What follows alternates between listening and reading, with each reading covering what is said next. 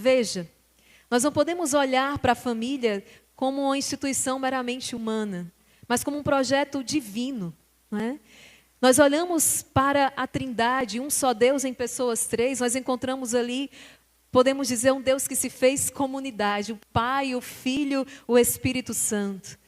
Nós olhamos para esse Deus que no seu projeto de salvação, Ele se encarna então no ventre puríssimo da Virgem Maria, se faz homem e nasce ali então no seio de uma família, Ele escolhe estar numa família. Nós temos então este Deus que nos ensina, Jesus nos olha para o céu e nos ensina a chamar Deus como o quê? Nosso Pai, não é? Na cruz nos entrega Nossa Senhora como mãe, é Ele o Filho do Pai, ou seja, o quanto a família é um projeto de Deus, é um projeto de Deus. E hoje nós estamos aqui, não só com Santa Teresinha do Menino Jesus, mas nós conhecemos a árvore pelos seus frutos. Nós estamos aqui com, na verdade, esta família santa. Este casal, Santa Zélia e São Luís, é um casal santo. E eu quero já começar dizendo que esta pregação não é apenas para quem está fazendo tudo certo, não. Essa pregação é para quem está conseguindo acertar, para que permaneça, não é, na graça de Deus. E essa pregação também é para quem deseja acertar. Por vezes a gente pode errar uma vida inteira. Aquele ladrão arrependido ali, que ficou do lado de Jesus na cruz, ele errou uma vida inteira, mas na última hora ele resolveu acertar. Ele se abriu à graça de Deus e aconteceu. Ele mereceu estar com Jesus no paraíso. Então, primeira coisa, quando nós começamos aqui a falar das virtudes de Santa Zélia e São Luís, não permita que o maligno te acuse, ou que o maligno te tire dessa pregação, não é? Porque eu não sou assim, porque não foi comigo, não aconteceu. Não. Os santos, eles são luzeiros para nós. Na verdade, a catequese básica, ela começa por aqui. A catequese básica começa conosco olhando para a vida dos santos. Se aqueles homens e mulheres puderam, como diz Santo Agostinho, então eu também posso. Pode ser que hoje eu olhe para a minha casa e esteja tudo bem, mas pode ser que hoje você olhe para a sua casa e as coisas não estejam bem. Mas você não pode esquecer que ali onde abundou o pecado, superabundou a graça de Deus. Então, hoje se apresenta tantos modelos para nós de família, nas novelas, nos filmes, nas séries, na grande mídia, nos outdoors. Então, vamos olhar para a família que deu certo. Vamos olhar para uma família que conseguiu acertar. Como eu falava, se estamos acertando, então eu estou nesse caminho para que continuemos. Se por acaso percebemos que em algumas coisas nós falhamos, é porque hoje Deus está te dando a oportunidade de começar diferente e acertar. Eu digo isso porque muitas pessoas carregam a marca que não é divina, é diabólica, que se chama culpa. Quantas mães e pais hoje carregam esse fardo da culpa? Eu fracassei como mãe, eu fracassei como pai, eu fracassei como esposo, eu fracassei como esposa. Tirem esta palavra do vocabulário de vocês. Porque o único fracasso que o cristão católico conhece e pode chamar de fracasso, chama-se o pecado. De fato, o pecado é um fracasso nas nossas vidas. Mas graças a Deus ele tem solução, tem volta. A gente se dirige ao tribunal da misericórdia, que é o sacramento da confissão. Somos banhados, lavados, libertos e retomamos um caminho. Então, não permita essa culpa, não vem de Deus, mas um arrependimento sim. Senhor, eu percebo que eu fiz escolhas erradas, que eu procedi de maneira errada até agora. Mas eu peço a graça para, a partir de agora, eu começar a fazer do jeito certo. Tudo ok até aqui? Abram a Bíblia no Evangelho segundo São Mateus, capítulo 12, versículos do 46 ao 50. Porque nós precisamos ampliar esse conceito de família. A primeira coisa que eu queria trazer é ampliar o nosso conceito de família, né? Santa Teresinha vai olhar para os pais dela e ela vai dizer assim, eu tive pais mais dignos do céu do que da terra. E é muito forte as impressões que os seus pais deixaram na sua alma. É claro, nós sabemos porque nós, antes de sermos pais ou mães, nós somos filhos. E você sabe o quanto a sua alma é marcada pela experiência tenham sido dolorosas ou gloriosas, as marcas que o seu pai, que a sua mãe deixou. Ou aquele que fez às vezes, aquele que é seu pai e sua mãe por um coração que decidiu te amar. Nosso Senhor, Ele amplia o nosso conceito de família. Ele vence o conceito que os judeus traziam, família apenas a de sangue, aqueles que carregam o mesmo sangue. A raça, o povo escolhido era aquele que pertenciam àquela raça. Família era aquela que era ligada pelos laços, então, os vínculos de sangue. Jesus, ele vem superar esse conceito. Não é? Para os romanos, família já tinha um outro conceito. Era quase que uma propriedade daquele que tinha mais poder na casa. A família era uma propriedade daquele que mandava, digamos assim. Jesus vem dizer que não. A família é formada por aqueles que perseguem, aqueles que buscam em tudo fazer a vontade de Deus. E hoje nós vivemos numa crise na família tão grande. E o que é que nós percebemos? Que muitas pessoas estão à procura de um grupo, não é assim? De uma comunidade, de um lugar onde possam encontrar pessoas que têm o mesmo objetivo, não é? O exército de São Miguel se tornou uma grande família. E isso está aqui no Evangelho, Mateus, capítulo 12, versículo 46. Olha aqui. Enquanto Jesus ainda falava, as multidões, sua mãe e seus irmãos estavam do lado de fora, procurando com ele. Alguém lhe disse: olha, tua mãe e teus irmãos estão lá fora e querem falar contigo. Ele respondeu: aquele que lhe falou, quem é minha mãe, quem são meus irmãos? E estendendo a mão para os discípulos, ele acrescentou: eis a minha mãe e meus irmãos. Todo aquele que faz a vontade do meu Pai que está nos céus, esse é o meu irmão, a minha irmã e minha mãe. Nós fazemos parte de uma grande família. A família dos filhos de Deus. Por isso ninguém pode se considerar órfão, ninguém pode se considerar filho único. Você tem muitos irmãos. Como é bonito quando vai chegando o Natal. Veja, o Natal é uma festa que nos recorda, é uma festa de família, porque é um nascimento. No Natal, o que é que nós celebramos? Nascimento. Jesus nasce, é o nascimento de Jesus, e aí nós obrigatoriamente nos voltamos para uma gruta, onde nós encontramos a mãe, Nossa Senhora, onde nós encontramos São José.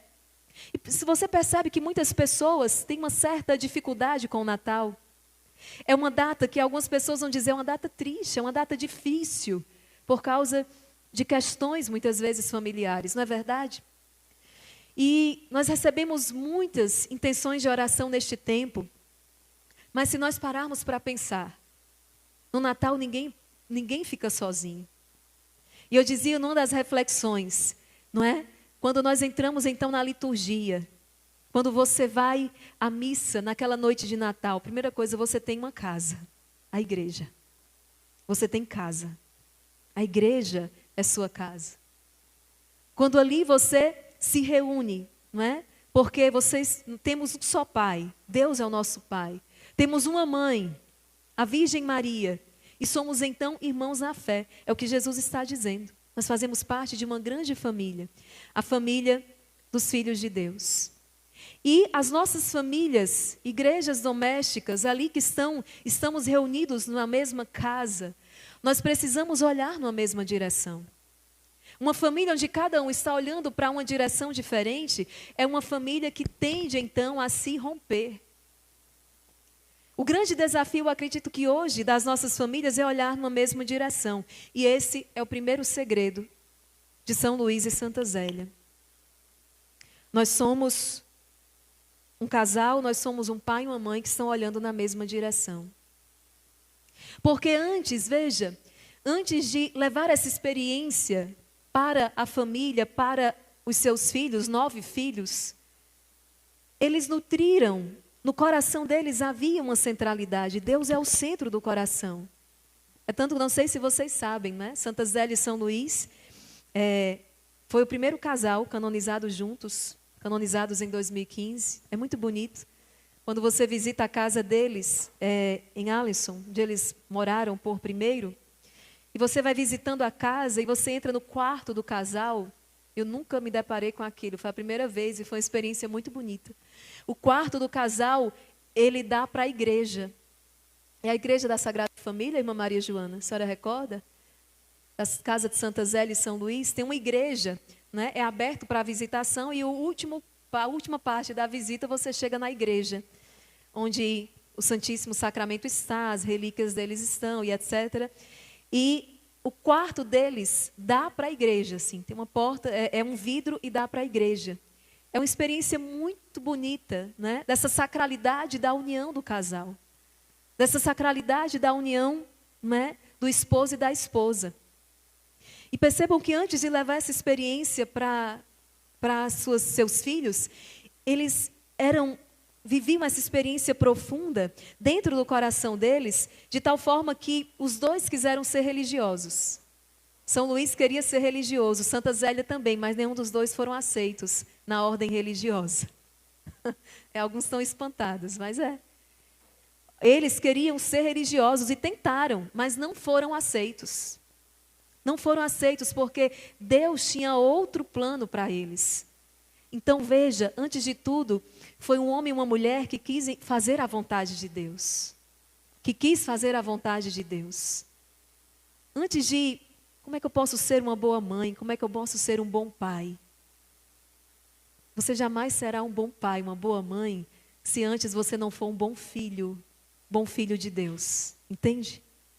Para ser esse bom pai, essa boa mãe, eu preciso, antes de tudo, ser bom filho, o filho de Deus. Preciso buscar a vontade de Deus. Eu não posso ensinar aquilo que eu não estou vivendo, concordam?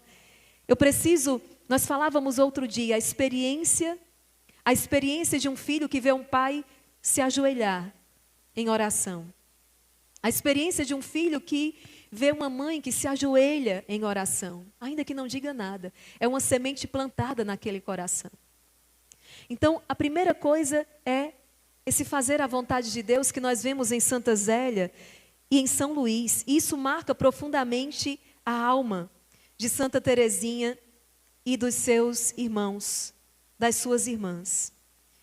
Eu selecionei para partilhar com vocês alguns trechos que Santa Teresinha escreve no seu livro, na sua autobiografia, História de uma Alma. Deixa eu ver se eu vou encontrar aqui. Exatamente dessa experiência vivida com os seus pais. A sua alma está impregnada de muitas experiências. Deixa eu abrir aqui. Como, por exemplo, os domingos em família. Como é bonito ver Santa Teresinha narrar na autobiografia os domingos em família. Ela chamava o seu pai o meu rei. Então, quando tomada pela mão, o seu rei levava a sua pequena rainha para a Santa Missa. E ela diz, no domingo ele me dava um abraço mais especial por ser dia do Senhor.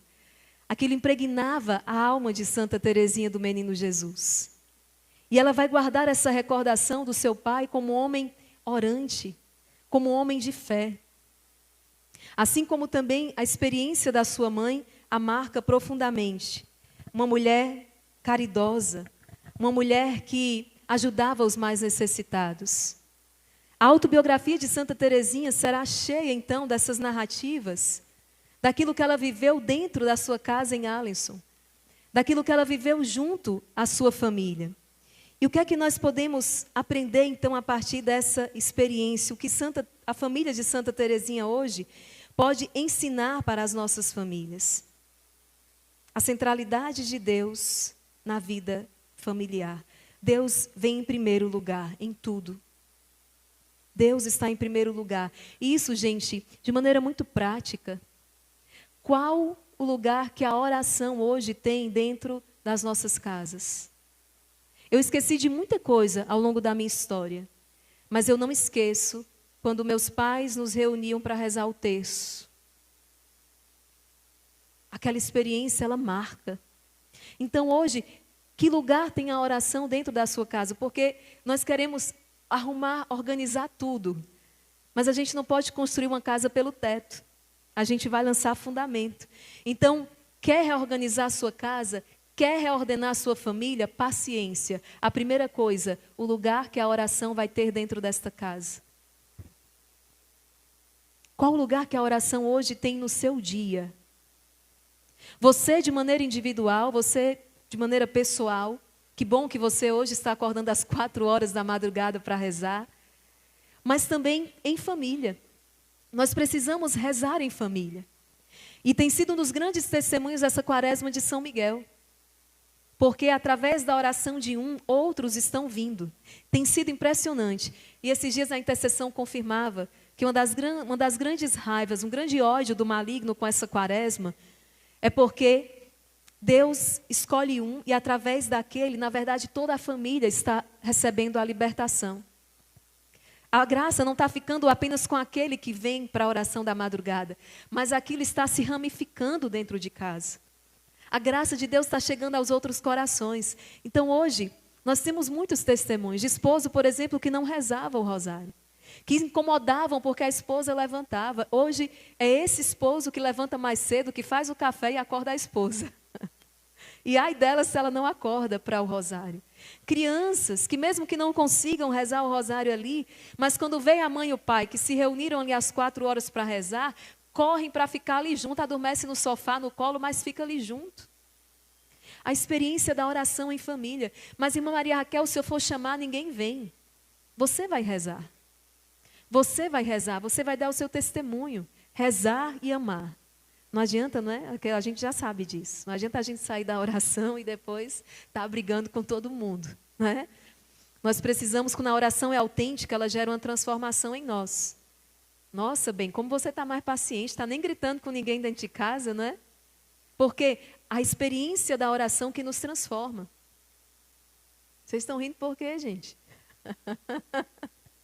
Mas não é assim? A experiência da oração que transforma. Então, primeira coisa, que lugar está tendo a oração na sua casa? São coisas muito simples, sabe? Nós complicamos as coisas.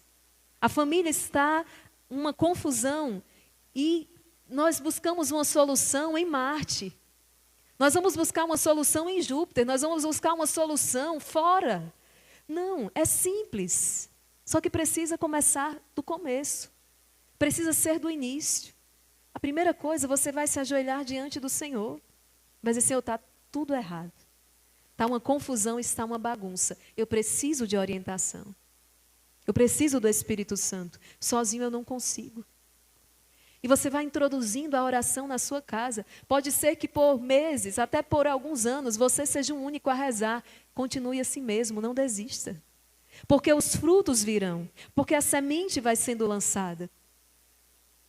Então, práticas que permanecem ao sentar-se na mesa, nós vamos abençoar os alimentos. Nós vamos abençoar. O problema é que hoje quase ninguém se senta mais à mesa, não é? Gente, numa terapia melhor. Eu sei aqui que tem muito filho que está em terapia e tem muito adulto em terapia. Podem fazer a terapia de vocês, tá? Deus deixou para nos ajudar mesmo. Mas não existe terapia melhor do que uma família que se reúne à mesa. Não existe para um filho, não existe para um esposo, uma esposa, não existe terapia melhor do que encontrar-se à mesa. Nós precisamos resistir a essa paganização. Precisamos nos sentar à mesa para fazer as nossas refeições. Precisamos nos encontrar. Precisamos pedir a bênção de Deus sobre esses alimentos. Mas, irmã Maria Raquel, o dia é corrido. Olha, me vinha no rosário esta frase. Se nós não gastarmos tempo com a nossa família, com os nossos filhos, vocês vão ter que gastar muito dinheiro mesmo. Quem não gastar tempo com seus filhos vai precisar gastar dinheiro. Com psiquiatra, com tratamento, com etc. Ou você gasta tempo com esse filho, ou você vai ter que gastar muito dinheiro. E é tudo que é de mais caro. E nada vai suprir. Nada vai suprir. Nem o aparelho celular que você dá à última geração, daqui a 1 mês, 2 meses, já não encanta mais.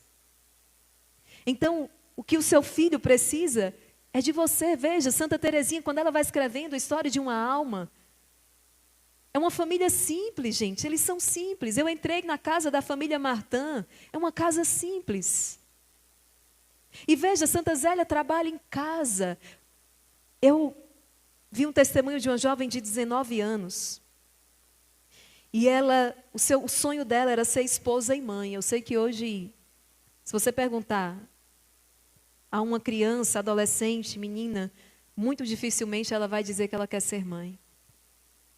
Muito dificilmente. Você nem encontra nem mais meninas brincando de boneca, é muito difícil. Tão logo ela já entende, já está com um aparelho na mão. Deem boneca para as suas filhas. Deem um carrinho para os seus filhos. Isso são coisas simples, vocês estão entendendo? Só que nós estamos meio que seduzidos por outra coisa aí fora. E nós acabamos, sem perceber, nos sentamos numa outra escola. A gente se matriculou em uma outra escola que não foi a escola da Sagrada Família de Nazaré. E os frutos vêm. São nas pequenas coisas. Então essa jovem de 19 anos, o sonho dela era ser esposa e mãe. E ela estava fazendo a faculdade, mas ali, se eu não me engano, direito, não lembro o curso, ela se deu conta de que não iria conseguir conciliar muito bem as coisas. Então ela tinha alguns dotes culinários e teve a ideia, eu vou abrir, eu vou trabalhar com isso aqui, eu vou fazer esses doces para vender, porque aí eu posso trabalhar em casa. 19 anos. Eu vou trabalhar em casa para que eu possa ser mãe, para que eu possa, então, ser esposa e não passar o dia fora. Eu estou dizendo isso aqui, não é que você tenha que fazer isso não, mas a gente precisa refletir sobre as decisões e as opções que nós fazemos. Porque eu falava ontem na pregação, está tudo muito estranho. O que eu mais tenho recebido são pais e mães que dizem assim, o meu filho se tornou uma pessoa estranha para mim dentro de casa. Ou jovens que dizem assim, os meus pais são estranhos para mim. Isso está estranho, isso está errado.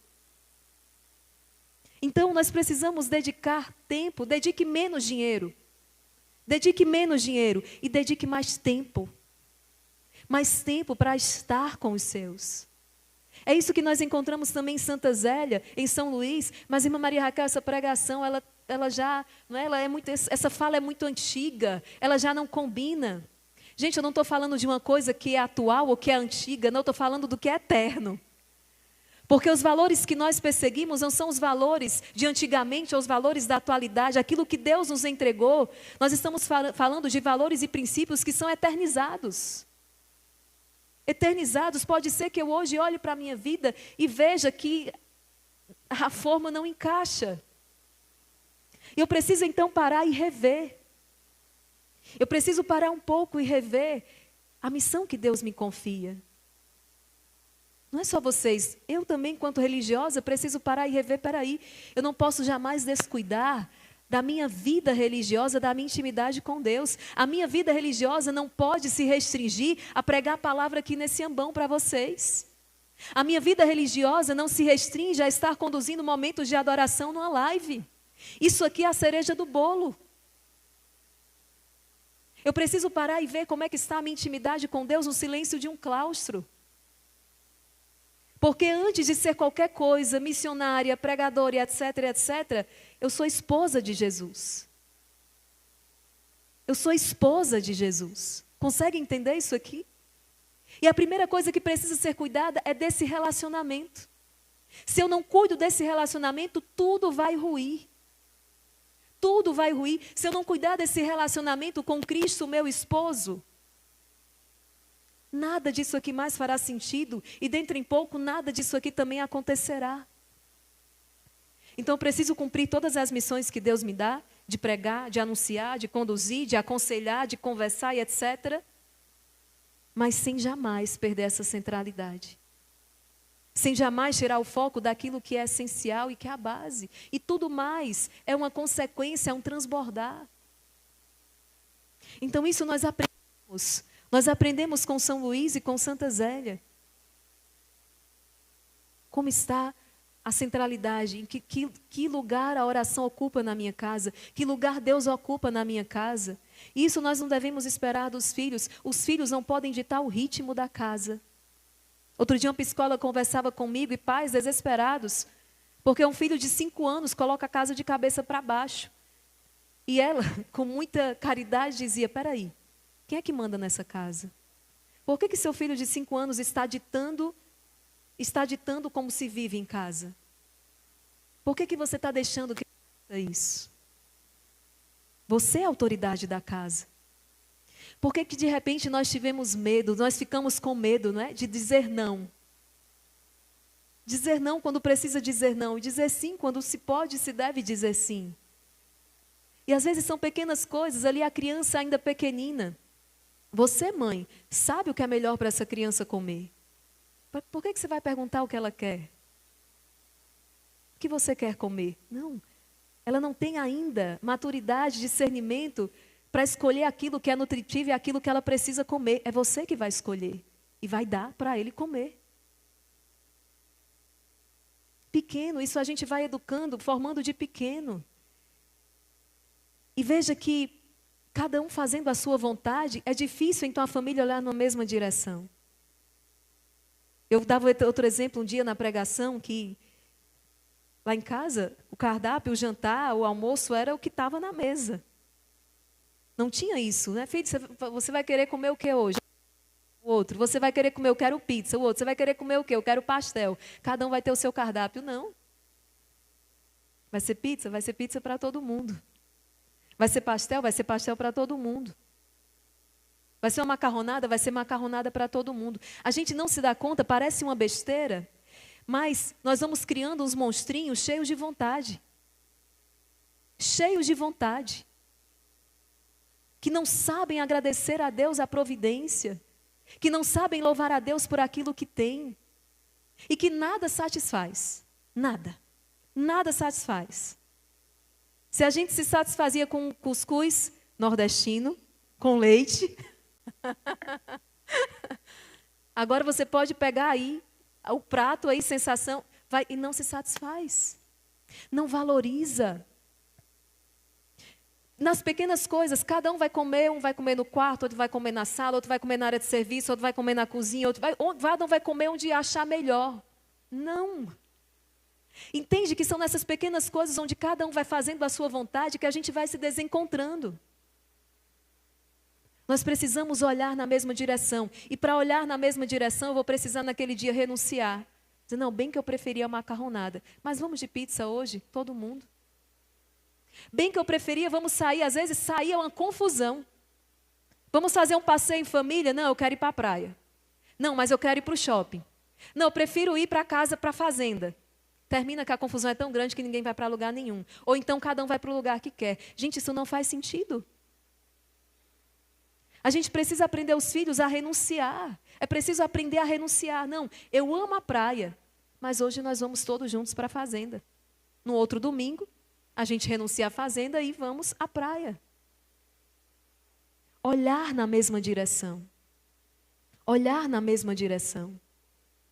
É isso que nós aprendemos com esta família. A família de Santa Teresinha. Olhar na mesma direção. E isso é um trabalho, isso requer um esforço. Mas veja, a primeira coisa foi o quê? A oração. Para que nós possamos então alcançar essa graça de olhar na mesma direção. Vamos começar a rezar juntos. Vamos começar a rezar juntos. Não haverá salvação para as nossas famílias se nós não começarmos a fazer esta opção. Desligar o aparelho, desligar o celular, deixar de lado a série, a TV, para poder estar junto, para rezar junto. Para rezar junto. A gente não precisa, outro dia eu falava, por que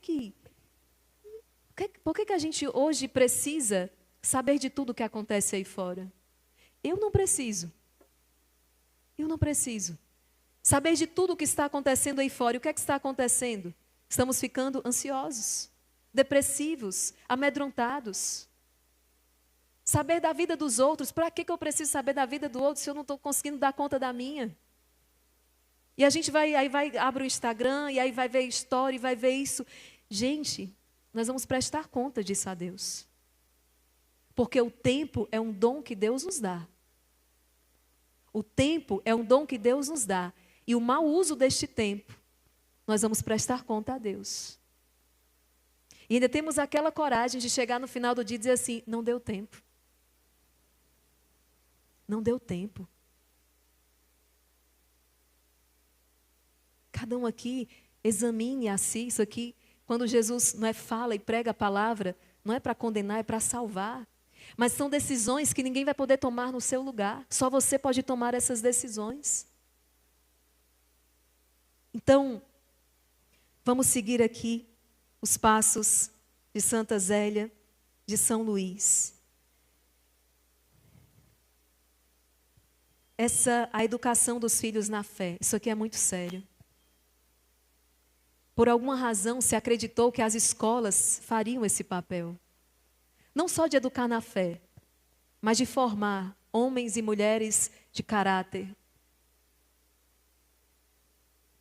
E foi uma ilusão.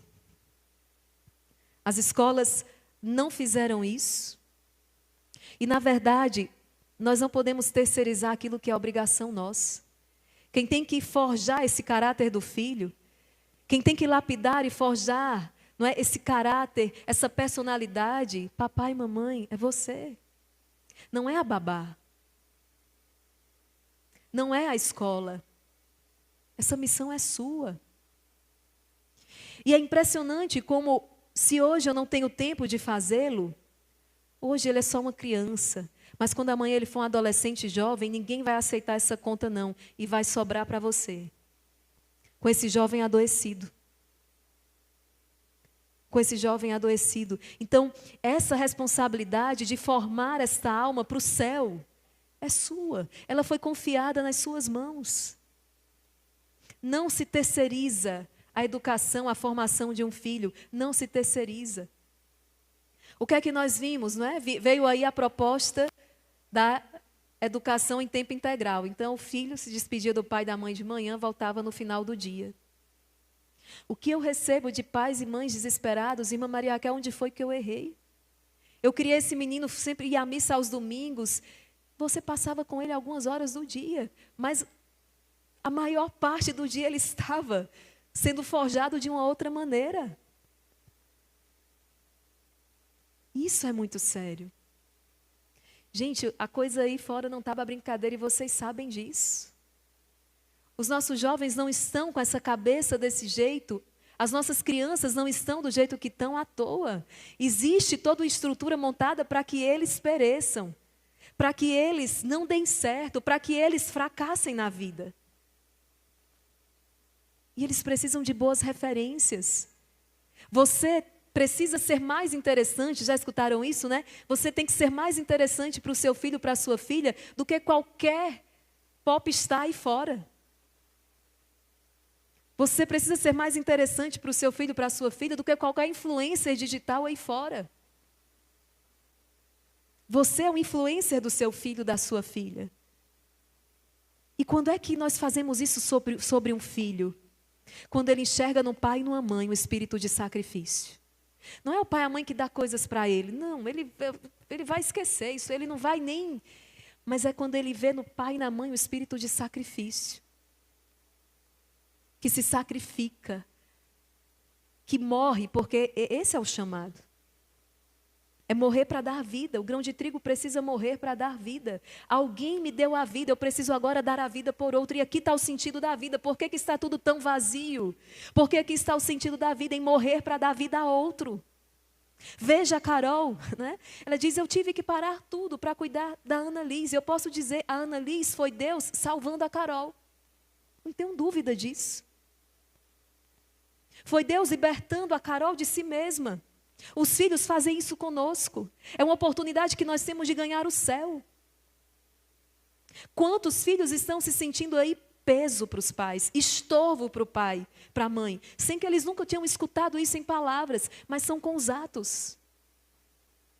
Eles sentem que são peso, ainda que ninguém nunca tenha dito isso para eles. A mãe que nunca vai fazer conta ali dos sacrifícios que fez, mas o filho viu. Como eu trago guardado no meu coração, na minha memória, os sacrifícios que eu vi os meus pais fazerem sem nunca terem dito nada.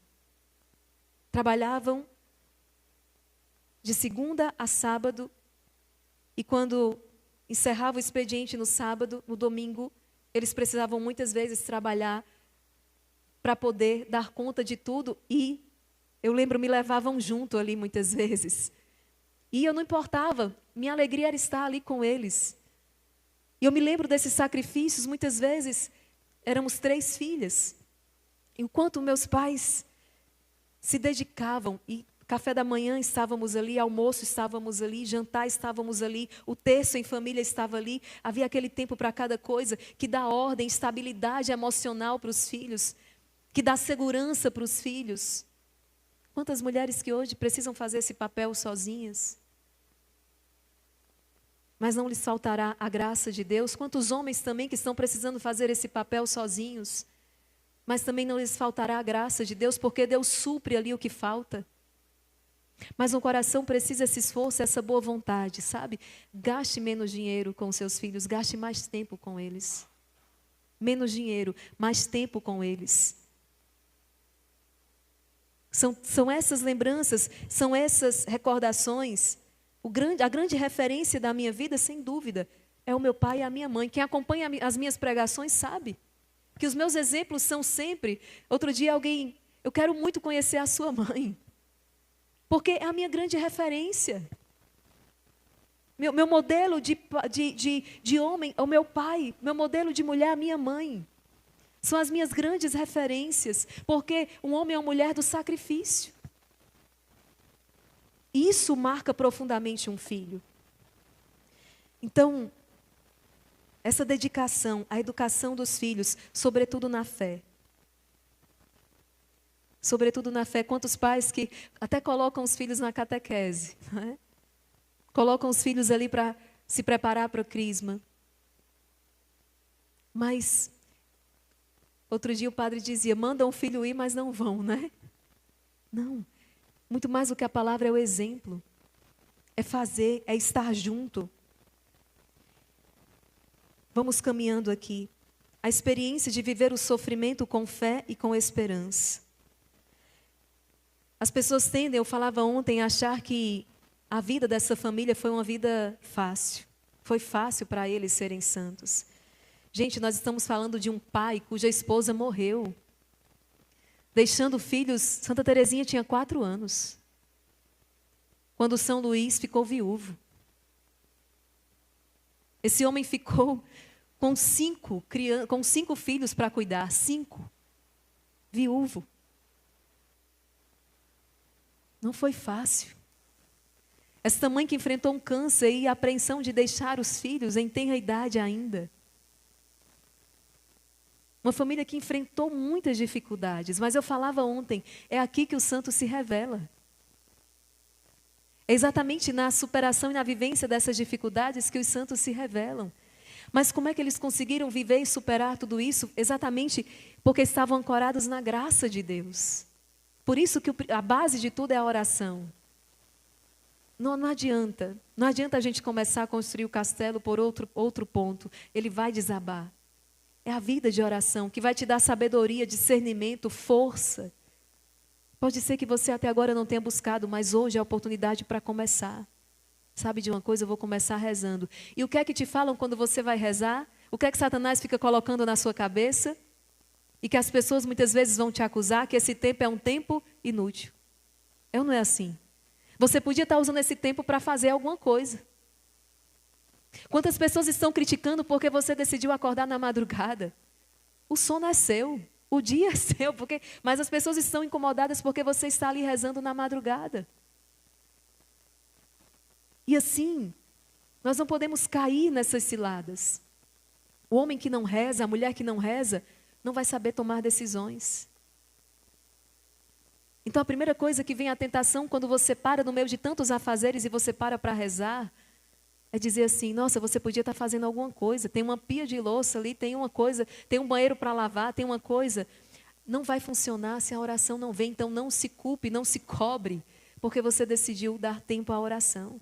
E as pessoas perguntam, irmã Maria Raquel, eu posso varrer uma casa enquanto eu rezo? Tem uma máxima aqui, não é? Você pode, sim, rezar enquanto você está varrendo uma casa, mas você não pode varrer casa enquanto você reza. Conseguiram entender? Não? Eu posso rezar enquanto eu estou dirigindo? Pode. Pode rezar, vai na estrada, reze seus quantos rosários der. Mas você não pode dirigir enquanto você reza.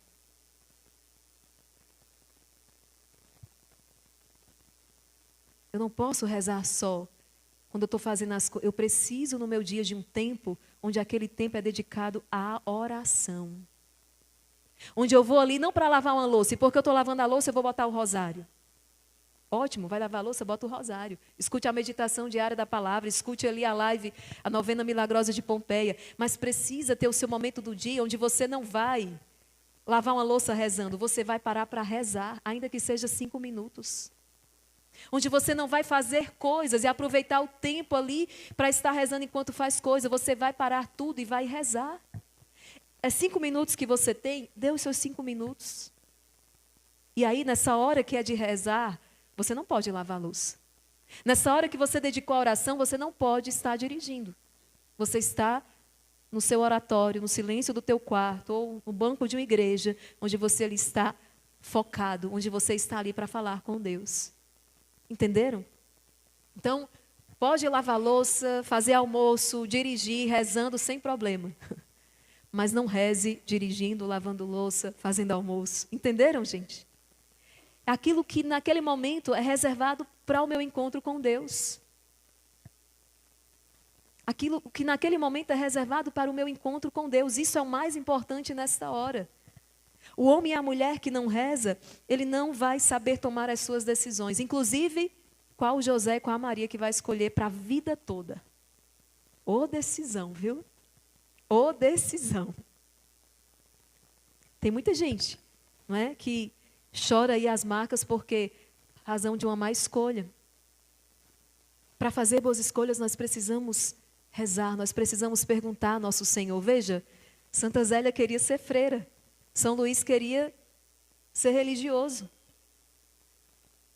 Mas porque eram homens, um homem e uma mulher de oração, se abriram à graça de Deus. Porque Deus disse, não, eu não quero vocês religiosos, eu quero vocês casados. E que bonito, né?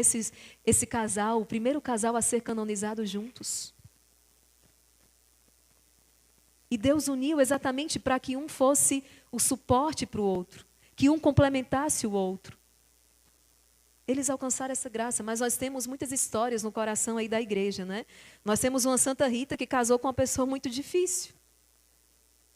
Casou com uma pessoa muito difícil. Mas alcançou a graça da conversão daquele esposo. Viveu o sofrimento com fé e esperança. Jamais desesperar. A maneira como Santa Zélia enfrentou o câncer e a morte marcou profundamente a alma de Teresa do Menino Jesus. Santa Teresinha, ao ver a sua mãe convalescendo, na oração, ela registra, ela começou a pedir para que a mãe morresse. Sabia disso? Mas ela pedia para que a mãe morresse porque ela, com 4 anos de idade, talvez ainda incompletos, ela tinha consciência, é impressionante, de que o céu era a melhor coisa para a mãe dela. O problema é que ela não calculou o passo. Quando a mãe foi para o céu, ela cai doente, não é, com a falta. Mas ela via a mãe dela com câncer e ela, na oração de criança dela, ela pedia que a mãe morresse. Santa Zélia deixa isso registrado. A pequenina reza para que eu morra. Mas porque no coração puro de Santa Teresinha, era para que a mãe fosse para o céu. E na cabecinha dela de criança não havia nada melhor nesse mundo do que alguém ir para o céu. Quem foi que ensinou isso a Teresinha, pelo amor de Deus? Com 4 anos de idade, ela tem clareza.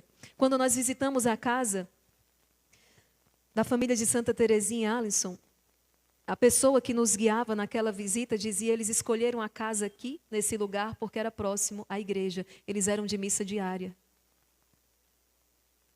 Eles eram de missa diária. Escolheram a casa próxima à igreja. Antigamente era assim que se formavam as cidades, não é? Uma igreja e a cidade ia se formando ali ao entorno da igreja. Porque a igreja era o centro.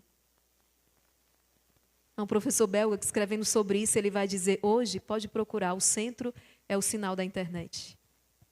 O centro é o sinal da TV. O centro já não é mais o sino da igreja, já não é mais a igreja. E veja que o resultado disso tudo nos trouxe aqui onde nós estamos hoje. Essa realidade difícil que nós estamos passando, mas tem jeito. Eu só quero dizer para vocês que a coisa não é desse jeito que o demônio está pintando, não. Ele está fazendo a parte dele, o trabalho dele. Ele está dizendo que não tem jeito, que daqui para frente é só daqui para trás. Mas tem jeito e começa com as coisas simples do dia a dia. Quando você começar a tomar essas atitudes, a oração, abençoar os alimentos, reunir-se à mesa. Olha, daqui a um mês a gente pode se encontrar e eu vou ver você testemunhar. Um mês. Se você, só nesses 3 atos aqui, colocar a oração, rezar em família, voltar a colocar a mesa. Voltar a colocar a mesa. Daqui a um mês a gente se encontra, eu tenho certeza que você já tem testemunho para dar de transformação. Você vai ver que esse bicho não tem essas 7 cabeças que o inimigo está pintando. A gente se reencontra, a gente retoma o passo. São coisas simples, não se enganem. É a simplicidade da família de Nazaré. São essas pequenas coisas. A gente não precisa ler longos tratados de teologia, não precisa ler livros e livros aí sobre a inteligência emocional. Quantas coisas, meu Deus, nós estamos consumindo, porque na verdade nós fugimos daquilo que é o básico. Daquilo que é básico, daquilo que é o feijão com arroz. Isso é que nós precisamos despertar. É inteligência emocional, e é isso, e é aquilo, meu Deus do céu, são tantos conhecimentos que a gente quer acumular, quando na verdade o que nós precisávamos é começar aqui pelo básico, pelo simples, pelo de cada dia. Não adianta reinventar a roda, não vai dar certo. Não vai dar certo. O que sustenta são os valores e princípios eternos. As novidades que está vindo aí não vai sustentar. Não corram atrás das novidades, elas sempre passaram. Por quê? Por que passa? Porque não deu certo.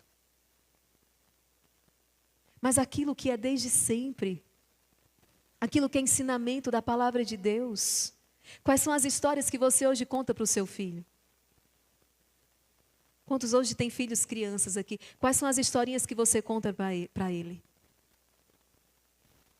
Será que você conta as histórias da Bíblia? Mas se você nem conhece, vai ficar difícil. Como é que você vai conseguir?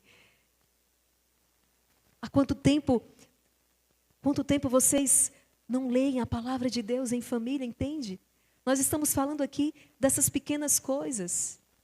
É isso que nós aprendemos com Santa Zélia, com São Luís. E olha, um homem e uma mulher de um coração completamente generoso.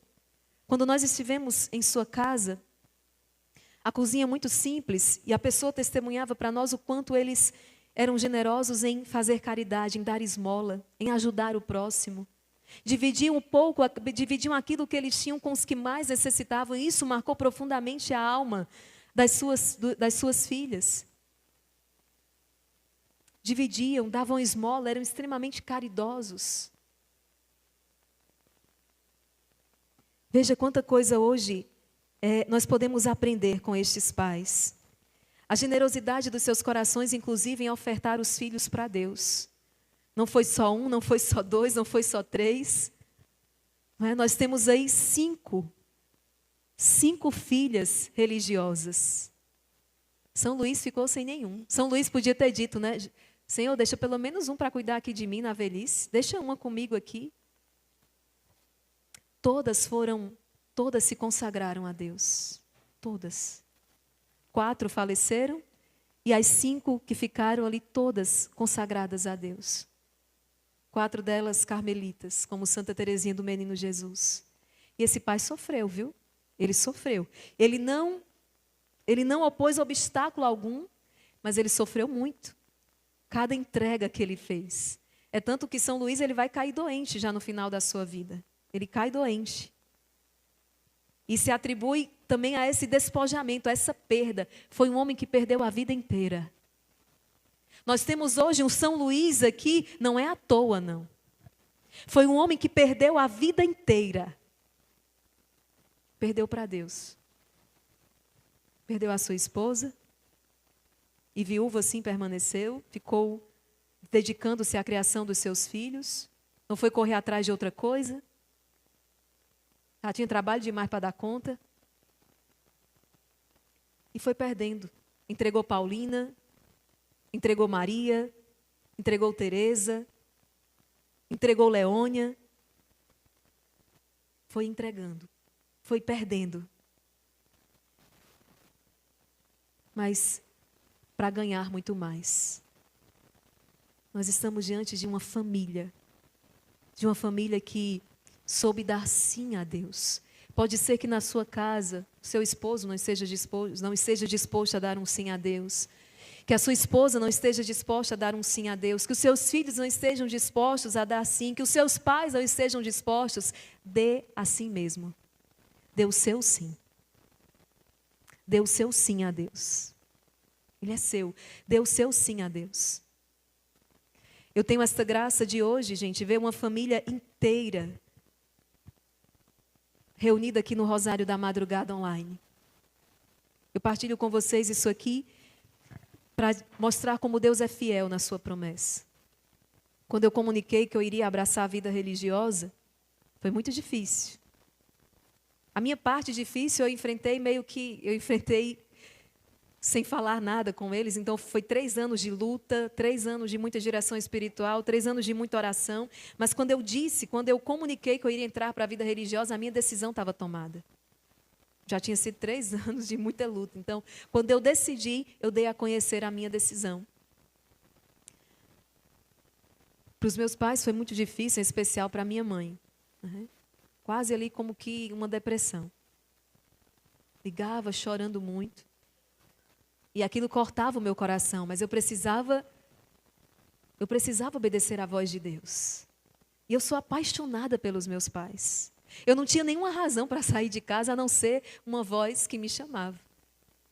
Minha família, eu amo, eu sou apaixonada. Eu morava em outra cidade, mas toda sexta-feira eu pegava um transporte para ir para casa. Minha mãe fala que até hoje, na sexta-feira, ela escuta eu chamando no portão de casa.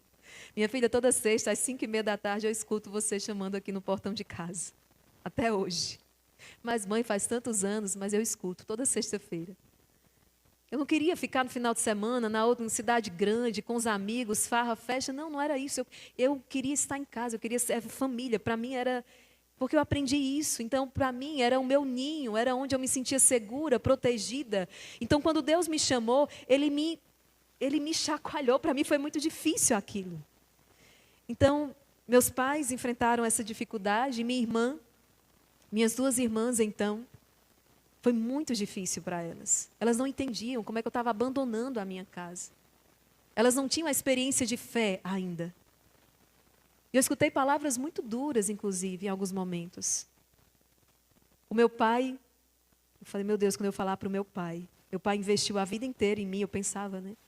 Pagou escola particular para mim, depois me mandou para outra cidade para estudar, me bancou durante mais 5 anos. Fez tanto sacrifício para que eu estudasse, para agora dizer a ele que eu quero ser pobre, que eu quero ser freira. E quando eu falei para o meu pai, ele disse assim, filha, você está feliz com essa decisão? Eu falei, muito. É o que eu quero, é o que Deus quer de mim. Ele disse, então vai. Ele nunca trouxe nenhum sacrifício que ele tinha feito de investido em... Não, ele me perguntou só isso. Você está feliz? Eu disse, estou. Ele disse, vai. E assim eu saí de casa e era toda essa pressão da minha mãe, a tristeza das minhas irmãs, distantes iam à missa, mas não tinham aquela experiência de fé, outra ia se distanciando. Mas, gente, hoje, todos esses anos se passaram, já 15 anos se passaram, e hoje, se eu pedir para voltar para casa, minha mãe não vai deixar, não. Outro dia ela foi no mosteiro, há um tempo atrás, ela disse, Juízo, cuida da tua vocação. Não vai inventar de me pedir para voltar para casa, porque eu não aceito mais. Seja fiel na missão que você abraçou até o fim. Seja fiel na missão que você abraçou até o fim. Isso, claro, porque ela sabe que Ela vê a minha alegria, a minha felicidade em fazer a vontade de Deus. Ela diz, permaneça, persevere. Minhas irmãs hoje, meu Deus, de missa também, missa diária. Meu cunhado, que era ateu hoje, pediu batismo, pediu eucaristia. Vê meus sobrinhos todos, sabe, rezando também o terço. Você vê que aquilo foi se espalhando. Que aquilo foi se espalhando na família inteira. Então Deus só precisa da decisão de um. E não dê tempo a Deus. Não dê tempo a Deus. Deus tem o tempo dele. Você peça paciência. Eu sei que eu verei a minha família adorando o Senhor. E será no tempo de Deus, não será no meu.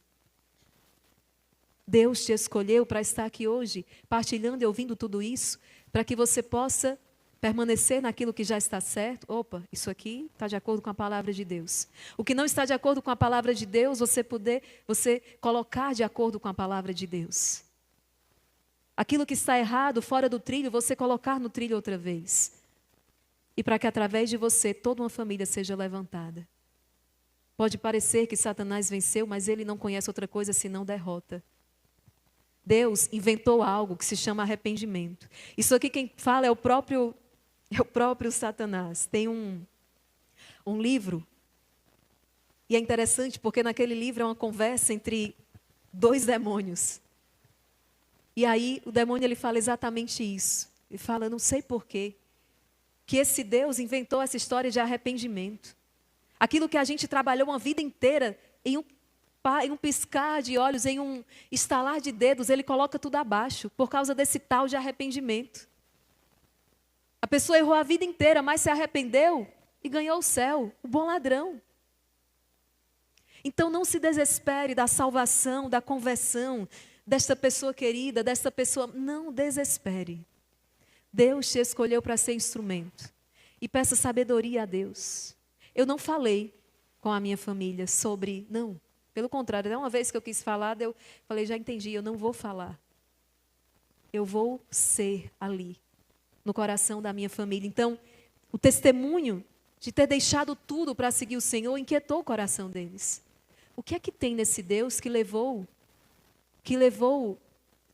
minhas irmãs falavam, a nossa caçula a deixar até a gente? Isso inquietou o coração deles. Eles quiseram conhecer um Deus que eles não conheciam. A alegria, a felicidade de pertencer a Deus inquietou o coração deles. Espera aí, ela está com Deus e está tão feliz e tem tudo. Existe algo ali que nós também queremos descobrir. Então é esse testemunho. Não seja carrancudo, não queira forçar as pessoas no seu tempo. Você teve o seu tempo. Deixe que as pessoas tenham o tempo delas. A você cabe amar essa pessoa do jeito que ela está hoje, do jeito que ela é agora. Vamos suplicar ao Senhor a graça. Vamos entoar este canto. É o mesmo canto do bom ladrão na cruz com Jesus. Talvez hoje você se encontre assim também, na cruz. Na cruz da dor de um filho que tem feito escolhas erradas. Na dor de um casamento ameaçado. Na dor de uma família difícil, complicada. Nós vamos pedir ao Senhor que se lembre de nós. Senhor, lembra-te de mim. Lembra-te de mim quando estiveres em teu reino. Lembra-te da minha família. Lembra-te dos meus filhos. Mas interessante que a primeira coisa que aquele ladrão vai pedir é lembra-te de mim. Peça ao Senhor para lembrar de ti neste dia. Entrega a Ele as dores do teu coração, as dúvidas que você traz, os medos que você traz. Fala para Ele, eu só quero fazer a tua vontade, Senhor, guia os meus passos. Eu não quero outra coisa senão fazer a tua vontade. Lembra-te de mim, Jesus. Pede ao Senhor hoje.